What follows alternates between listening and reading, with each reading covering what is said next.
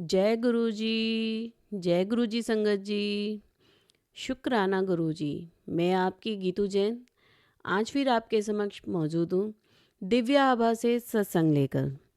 नरेंद्र दंड अंकल का जो अहमदाबाद से हैं, जीवन मृत्यु के रचयिता। आइए सुनते हैं कि गुरुजी ने उन्हें कैसे कैसे ब्लेस किया। अंकल कहते हैं, गुरुजी जब किसी भक्त की किस्मत में हस्तक्षेप करते हैं तो वे उसे उन बड़ी विपत्तियों से भी बचा लेते हैं जिनका उसे खुद नहीं पता होता। ये समझना आसान नहीं है कि गुरुजी किस तरह उसके कर्मों का निवारण करते हैं, उसे सुरक्षित करते हैं। वे उसके बुरे कर्मों को खत्म कर देते हैं, इसलिए उन पर जीवन और मृत्यु का अधिकार सिद्ध माना जाता है। आइए सुनते हैं नरेंद्र अंकल का दुष्ट आत्मा बनाम गुरु ऊर्जा। नरेंद्र दंड अंकल अब अहमदाबाद की एक इलेक्ट्रॉनिक कंपनी में काम करते थे। उनके परिवार में एक अजीब समस्या थी। उनकी पत्नी पर किसी शक्तिशाली बुरा आत्मा का प्रभाव हो गया था। उनकी माँ पटियाला से नववर्ष के अवसर पर गुरुजी से मिली और उनका एक चित्र लेकर घर आ गई। परिवार ने पंचकुला में गुरुजी से भेंट करनी चाहिए, किंतु यह संभव नहीं हो सका। वह मनसा देवी चले गए। महिलाओं का सरलता से हर बात पर विश्वास करने के लिए नरेंद्र ने उन पर व्यंग करते हुए कहा, हर ईंट के पीछे 2 गुरु मिल जाएंगे। आखिरकार परिवार को चंडीगढ़ में शिवरात्रि के दिन नरेंद्र को अपने गुरु के दर्शन का सौभाग्य मिला। शिवरात्रि के दिन नरेंद्र को गुरुजी के दर्शन का सौभाग्य मिला। उसने कई सत्संग सुने और गुरुजी को यह भी कहते हुए सुना कि जो श्रद्धा से बुलाता है मैं उसके घर अवश्य आता हूँ। अगले दिन सुबह 4:30 बजे गुरुजी की बात सच हुई। नरेंद्र जी का कमरे का दरवाज़ा खुला और उन्हें गुरुजी की छाया दिखी।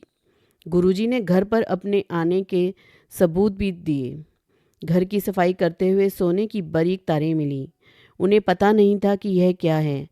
वो अगले 20 दिन तक उन्हें उठाते रहे। यह वही तार थे जो गुरुजी के वस्त्रों से सज्जित बेलबूटों में लगते हैं। नरेंद्र ने गुरुजी से मिलने का निश्चय किया और एक शनिवार को उनसे मिलने चंडीगढ़ गए। अपनी पत्नी की समस्या बताई। गुरुजी ने आशीर्वाद दिया। नरेंद्र ने सोचा, गुरुजी ने उनसे उनकी समस्या के बारे में क्यों नहीं पूछा, उनसे अधिक बात क्यों नहीं करी। उस समय तक मैं गुरुजी के शब्दों की शक्ति में से अनजान था। फिर मैं गुरुजी के जन्म स्थान डुगरी गया।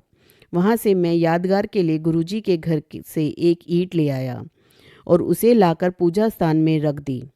रात में नरेंद्र को सपना आया कि एक स्त्री जो उनकी पत्नी के शरीर में रहती थी, उनके शरीर में आना चाहती थी।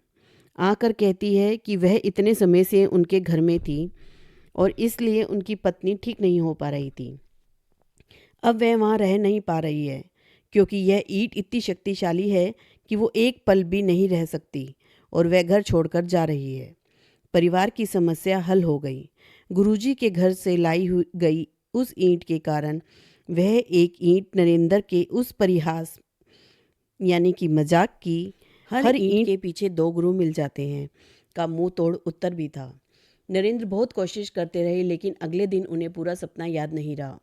गुरुजी ने साफ कहा कि जो भी शक संदेह है, यह कहकर दूर किया, सारी कृपा एक ईंट के माध्यम से हुई है।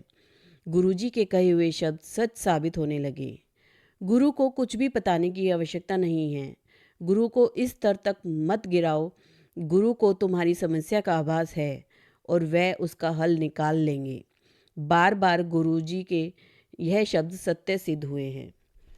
नरेंद्र की बेटी का आइए सुनते हैं। जनवरी 1998 में नरेंद्र अपने भतीजे की पहली लोहड़ी पर होने वाले कार्यक्रम के लिए कुछ उपले लाने डुगरी गए।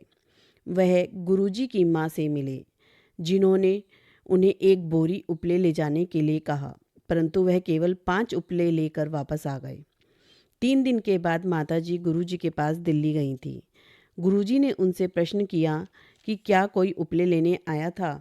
माँ को नरेंद्र का नाम नहीं पता था, इसलिए उन्होंने कहा, चश्मा पहने हुए एक युवक आया था और कुछ उपले अपनी कार में रख कर ले गया।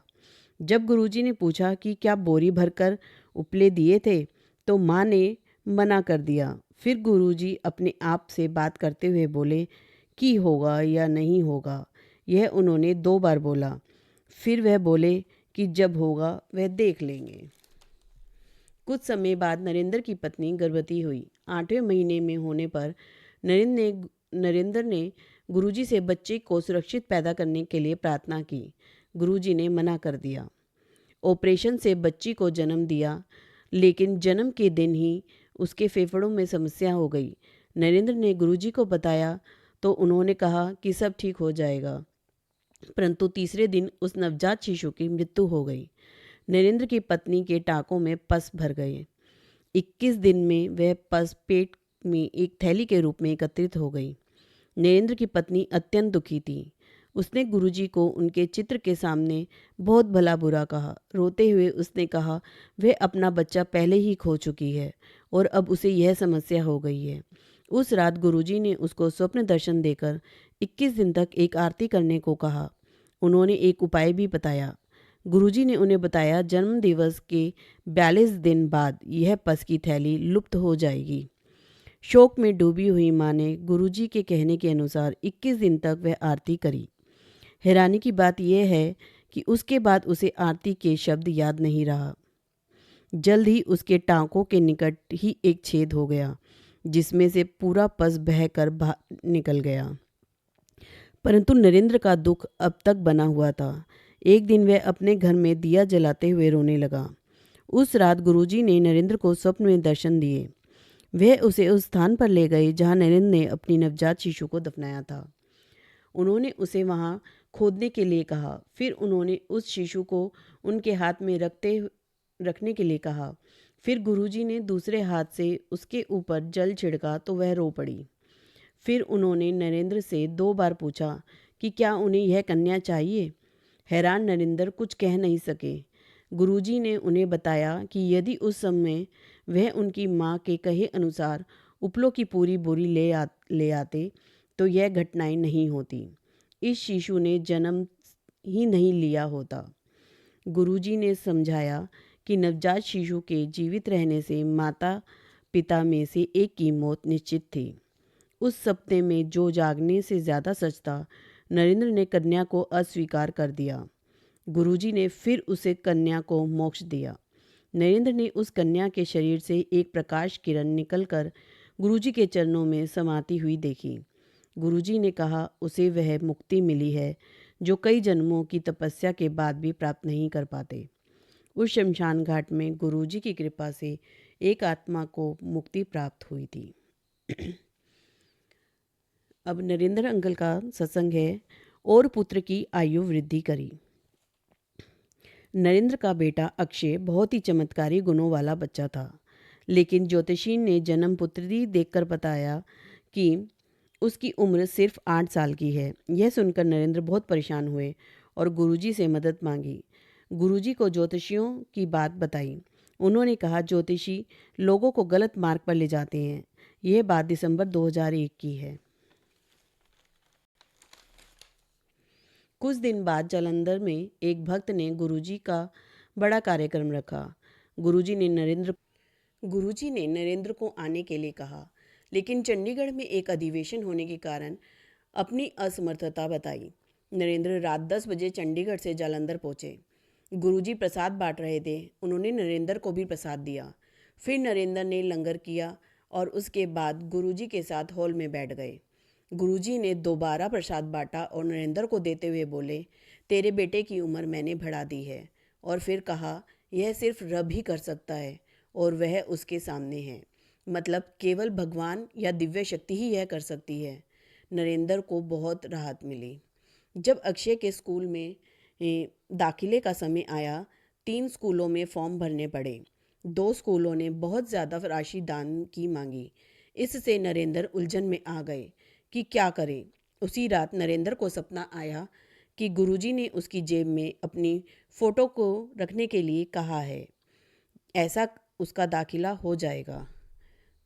तीसरे स्कूल में बच्चे के इंटरव्यू के दिन नरेंद्र ने अक्षय की जेब में चित्र रख दिया। नरेंद्र चिंतित थे। 5000 में से केवल 250 चुने जाने थे, परंतु अक्षय का विश्वास अटल रहा। परिणाम आने पर वह हैरान हो गए। लिस्ट में अक्षय का नाम 5वें नंबर पर था और उन्हें कोई दान राशि नहीं देनी पड़ी। संगत जी, अंकल की ज़िंदगी में बहुत सारे चमत्कार हुए हैं। आज हम सिर्फ इतना ही सुनेंगे। आगे के पार्ट के लिए आप मेरे चैनल पे बने रहें, मेरे चैनल को सब्सक्राइब करें एंड लाइक करें, अपना प्यार बनाए रखें। आगे हम अगले भाग में अंकल का सत्संग और पढ़ेंगे और सुनेंगे अंकल की ज़िंदगी में और क्या क्या चमत्कार हुए। जय गुरु जी, शुक्राना गुरु जी।